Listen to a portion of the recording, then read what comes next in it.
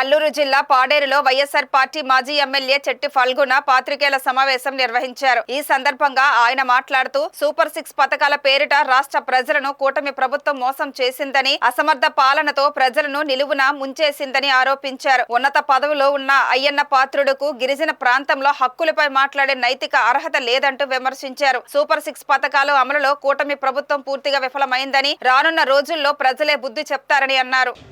Super 6 పథకాల్లో ఇప్పుడు ఏర్పడినటువంటి ప్రభుత్వం పూర్తిగా విఫలమైందని చెప్పి పూర్తిగా విఫలమైపోయింది. అమ్మఒడి నీకు 15,000, నీకు 15,000, నీకు 15,000 చెప్పేసి అధికారంలోకి వచ్చారు. 15,000 మాట పక్కనుంటే పక్కనున్న వాళ్ళ నియోజకవర్గాన్ని కూడా అభివృద్ధి చేయాలని పరిస్థితి వచ్చింది.